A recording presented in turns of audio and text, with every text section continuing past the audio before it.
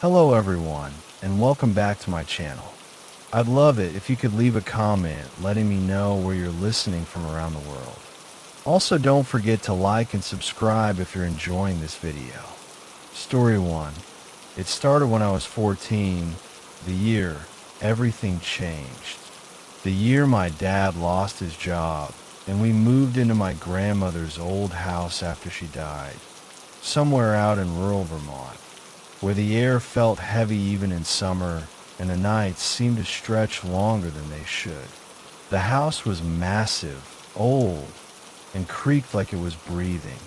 My room was upstairs at the end of a long hallway with faded floral wallpaper and a cracked mirror nailed to the wall halfway down.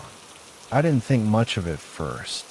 It was just a mirror, tall, wide, slightly tilted forward, like it was always leaning in to watch you. The first time I saw her, I was on my way to brush my teeth. I passed the mirror like always, my bare feet soft on the wooden floorboards, when I caught something off. I took 2 steps back and looked into the glass. There I was, and right beside me, a girl. She stood about my age, with pale skin that looked like it hadn't seen the sun in years, black tangled hair that hung in strings across her face, and eyes, God, those eyes, empty, not just sad or hollow, empty, like someone had scooped out her soul and left behind 2 tunnels of blackness. She didn't move, didn't blink. She just stared at me through the mirror like she'd been waiting. I ran, slipped on the hallway rug, and bolted back to my room, slamming the door and shoving the desk in front of it, like she could somehow crawl out of the glass. When I told my parents the next morning, they barely looked up from their coffee. "You've been under stress," my mom said, folding laundry on the couch. "It's an old house," my dad added. "Tricks of the light, mirrors, play games." But it wasn't a game. Not to me. That night, I tried not to look as I passed the hallway mirror, but my eyes betrayed me. I glanced, and there she was again.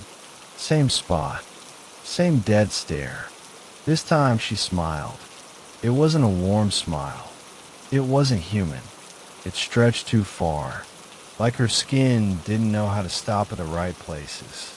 I screamed. My dad came running, furious. He turned me around, forced me to look into the mirror. She was gone, just me and my red face and my trembling mouth. "She's not real," he said sharply. "Don't let your imagination win." But I knew what I saw, and I started avoiding that hallway completely.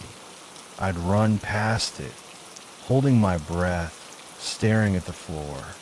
Sometimes I'd hear soft knocking from behind the glass. Other times, whispers, not words, just something like breath and syllables trying to form. About a week later, I woke up in the middle of the night. My room was freezing. I remember the goosebumps running on my arms. My window was closed tight, but the air felt like winter. I turned over, heart pounding, and looked across the room. There was a mirror on my wall, a full-length kind. I had never really noticed it before, but now I saw her, in the reflection, standing right behind me, my breath caught in my throat. I couldn't move. She was inches from my neck in the mirror, but when I spun around, nothing. Just my desk, my books, the silence. I didn't sleep the rest of the night, and from that day forward, I kept a sheet over every mirror in the house. Every single one. My parents didn't say much. I think they were too caught up in their own problems. Dad drank more. Mom cried quietly in the laundry room when she thought I wasn't listening. I wondered if the house was doing something to all of us. 2 months before I turned 16, my aunt visited. She stayed in the guest room. right across from the hallway mirror. That night, I heard her get up to use the bathroom. Then I heard her scream, not just scared, but terrified. I ran out and found her on the floor, pale as a ghost, clutching her chest. She She was in the mirror, she whispered. That was the last time she visited. I finally moved out at 18, left for college on the other side of the country, and never went back. My parents sold the house to some family from New Jersey. I never asked what happened to them. I didn't want to know. But here's the thing. You think running away fixes everything. You think new cities and bright lights and dorm rooms full of noise will drown out the past. But it doesn't. Because sometimes, when I pass a window at night, when I catch a glimpse of myself in the black screen of my phone before it lights up, or in the shiny surface of a coffee pot, I see her. Not always fully. Not every time. But sometimes, just out of the corner of my eye, she's still there. Watching. Waiting. And now she smiles more often. Story 2. When my brother Josh died, the world didn't just stop. It folded in on itself. I was 17, just a kid trying to figure out who I was. And suddenly the person who helped me laugh through the darkest days was gone. One careless drunk driver, one rainy night, and everything changed. The call came in at 2:37 a.m. My mom screamed like I'd never heard anyone scream before. Dad collapsed into the kitchen chair, staring at nothing. And me? I just stood there, holding my phone, praying it was some kind of mistake. But it wasn't. Josh was 21. He had just graduated from college. His life was beginning. Mine had shattered into silence. 3 weeks after the funeral, the house still felt wrong. Too quiet, too clean. My parents were staying with my aunt in another town for a while, trying to breathe without choking on memories. I volunteered to stay behind. Said someone should watch the house. The truth, I didn't want to let go. Josh's smell still lingered on the couch. His dirty sneakers still sat by the door like he might walk in any second. The first night alone, I couldn't sleep. I wandered into his room and sat on his bed. The sheets were still wrinkled from the last time he slept in them. I pulled his hoodie around me, buried my face in it, and cried so hard my chest hurt. Eventually I passed out. Then came the voice. It was 3 a.m. when I heard it, low and calm, just like always. "Ryan, come here quick." I jolted upright. I must have dreamed it, I thought. My heart was hammering so hard I felt in my throat. I stood slowly, my ears straining in the silence. Nothing. I walked back to my room, and just as I reached the door, I heard it again. "Ryan, I'm in the garage." That voice, it wasn't just similar. It was exactly how Josh used to call me when he needed help finding something, or when he wanted to prank me with one of his stupid rubber spiders. My stomach turned cold. It wasn't possible. He was dead. We had buried him.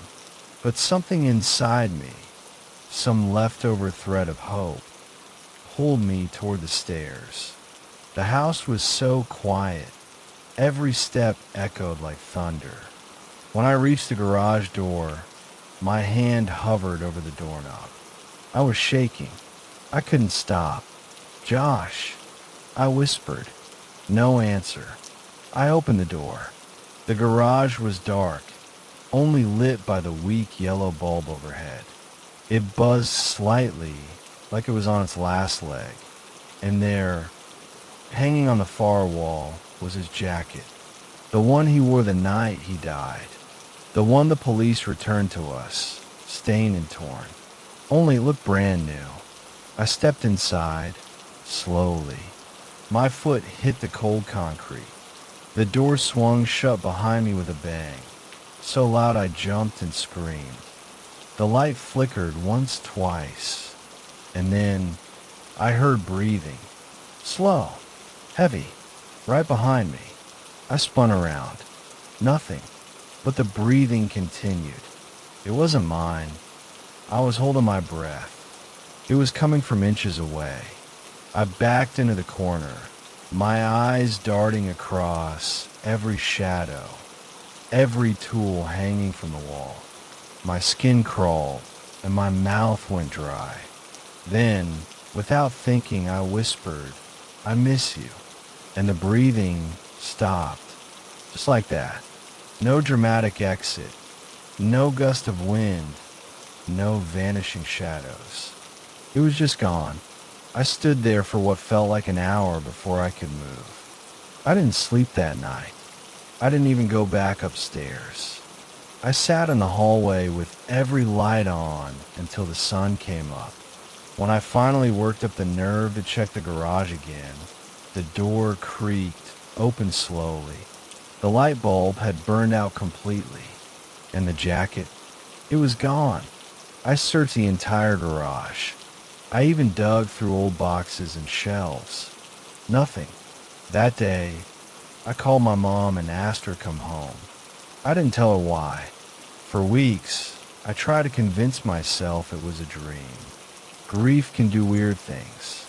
It twists your mind, blurs the edges of reality. That's what I told myself. Until last week, I found Josh's old phone in a drawer. It was dead. I charged it up, hoping to see photos, hear his voice again. There were messages, drafts, old notes, and one recording, a voice memo titled simply Garage. I hit play, and what I heard was me saying, "I miss you," followed by his voice, clear as day. "I miss you too, little bro." And then the sound of breathing. I deleted it. I don't know why. I panicked. But every night now, at 3 a.m., I hear soft knocks on the garage door. I don't answer. I won't. Because even though I miss him more than anything, that thing in the garage wasn't my brother. Story 3. My aunt's house stood alone on a stretch of land, so quiet it felt forgotten. Miles of fields on every side. The closest neighbor a flicker of chimney smoke on the horizon. I had just turned 20, and when she asked me to house sit while she visited my uncle in Florida, I figured it'd be easy. Feed the cat, water the plants, keep the house from looking abandoned.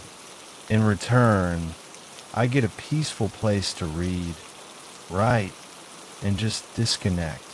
I arrived on a rainy Thursday evening. The gravel driveway hissed under my tires. Her old farmhouse was a tall, weather-beaten thing. White paint peeling off like sunburned skin, windows staring like blind eyes. It smelled like lavender, dust, and old wood. Before leaving, my aunt had only one rule. Just one. If someone knocks after midnight, she said, pausing as if choosing her words carefully, don't answer the door. She looked me dead in the eyes when she said it. No smirk, no trace of a joke. Her hand was gripping her suitcase handle so tight I could see her knuckles. I laughed, thinking it was a country superstition. You know, the kind of folklore old folks pass down to keep kids scared and obedient. Ghosts and ghoulies and don't go in the woods kind of thing. But she didn't laugh. She only said, don't answer, no matter how polite the knock sounds. Then she got in her car and drove away. That first night was uneventful. I explored the house a little. 2 floors, creaky stairs, a tiny attic with a padlock on it. I fed Marmalade, her fat orange cat, then curled up with a book and fell asleep on the couch. It was silent, so silent I could hear the fridge humming like a distant bee. Second night was when it started. I had just gone to bed around midnight, maybe a little after. My room was on the second floor, at the end of a narrow hallway. I was scrolling on my phone when I heard it. 3 knocks.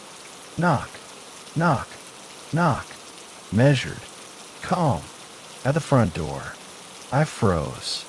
My heart started tapping in sync with the knocks. I didn't move. The house held its breath with me. After maybe 30 seconds, the knocking stopped. No footsteps. No doors creaking. Just silence again. I told myself it was nothing. Probably an animal. A loose shutter. A branch. But I remembered what my aunt said. I didn't sleep much that night. The third night, it happened again. 1:07 a.m. 3 knocks. This time, slower. Heavier. I crept downstairs, barefoot. The wood floor moaned under me. I made it to the front door and looked through the peephole. Nothing. Just the empty porch and the skeletal tree by the gate swaying in the wind. I waited. Nothing moved. But when I turned around to head back upstairs, I heard something faint. A whisper? A breath? No, just my imagination. Had to be. Fourth night, things got worse. The knocking didn't come from the front door this time. 1:04 a.m. It came from the back door. Same rhythm. Knock, knock, knock. I sat up in bed, heart already sprinting. Then came the second set from the side door by the laundry room.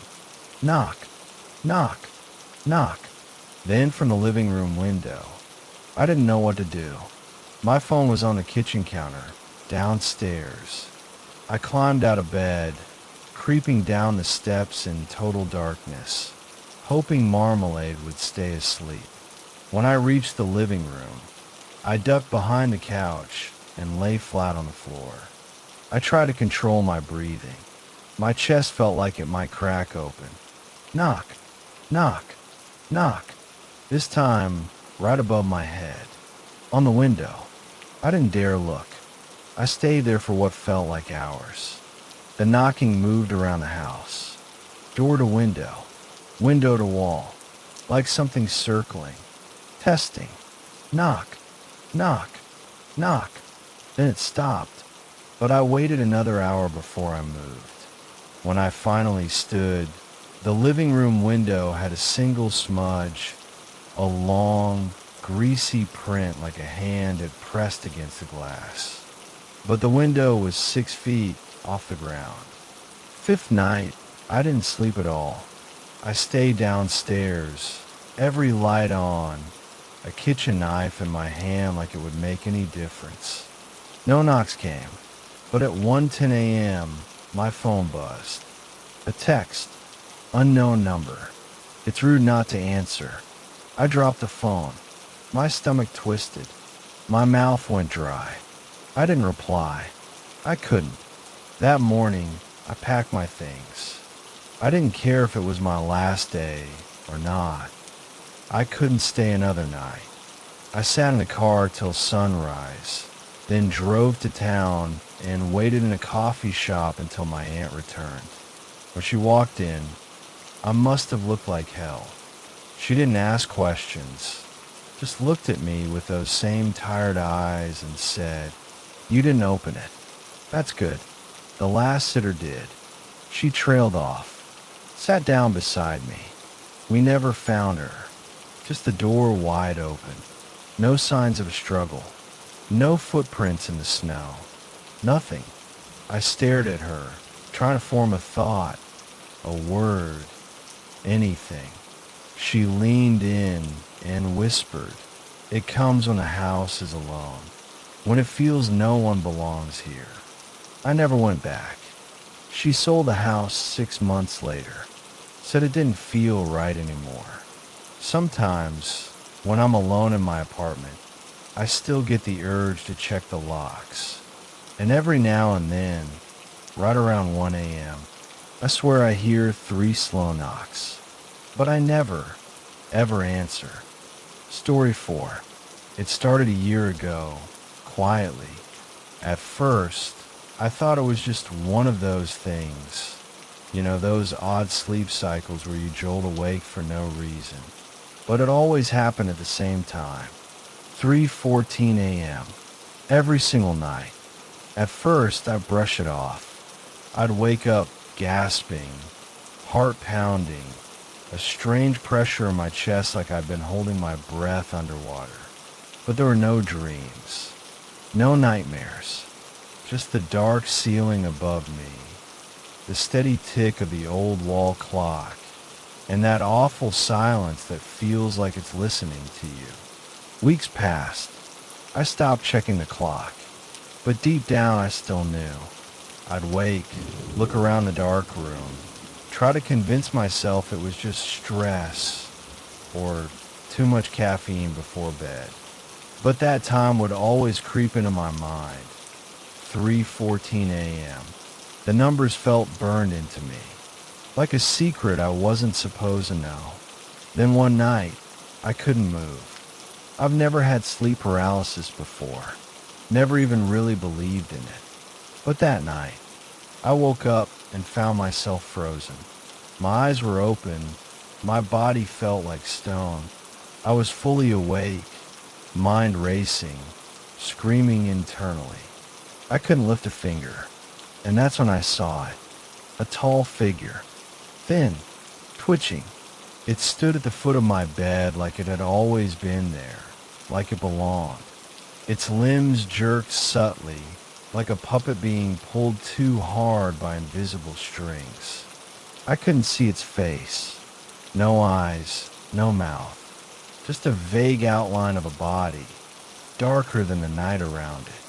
Not black void. It didn't just absorb light, it rejected it. Then it moved. It didn't walk or crawl. It just glitched, like a video skipping frames. 1 second it was by the footboard. The next, it was beside me. I felt the bed dip slightly, like someone had leaned on it. A breeze, ice cold, brushed my face. Then it spoke. No words. Just a low, wet static sound that buzzed directly into my ears. Like a broken radio submerged in water. I felt the vibration in my skull. It wasn't just speaking to me. It was speaking inside me. And then it was gone. No slow fade. No walking away. Just gone, like it was never there. The moment it disappeared, I could move again. I jumped up, flicked on every light in the room, and didn't sleep the rest of the night. I kept the lights on for a week after that. I was scared to blink, let alone close my eyes. But every night at 3:14 a.m., I'd feel something shift in the air, like the room took a breath that wasn't mine. So I set up my phone. Simple setup. Just propped it up across the room, facing the bed. I didn't expect anything. Honestly, I hoped there'd be nothing. Just me tossing and turning. I thought maybe I'd snore or mutter in my sleep. Anything but that. The first night, nothing. Second night, my blankets moved slightly. Could have been me. Third night, the video froze for 3 seconds at 3:14 a.m. It just stopped, then resumed like nothing happened. My battery was full. No notifications. No technical glitches. Just frozen time. Then came night 4. I didn't watch the video right away. Something in me hesitated, like I knew what I was going to see. When I finally pressed play, everything looked normal at first. Me asleep on the bed, twitching now and then, quiet breathing, darkness. Then, at exactly 3:14 and 2 seconds a.m., the camera jolted. It didn't fall. It didn't get hit. It just shook violently for a split second. The lens blurred. and then the frame caught something. A shape, floating, above my bed. It was there for 6 seconds.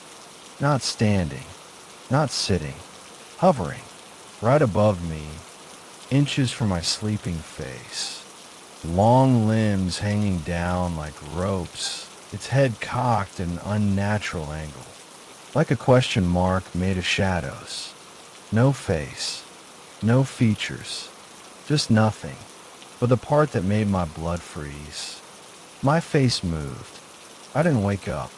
I didn't stir, but my lips parted slightly, like I was whispering, or maybe responding. 6 seconds.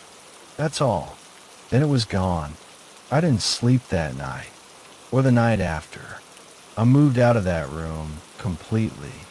Slept on the couch with the TV on. A kitchen knife under my pillow like that could protect me from whatever that thing was. I've never gone back into that bedroom. It's still there, exactly the way I left it. Door shut, lights off. That room doesn't feel like it belongs in my house anymore. Like it's not part of this world.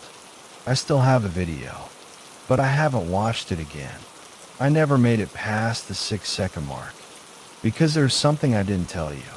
Right before the figure disappeared, right before the video cuts to black, it looked at the camera and smiled.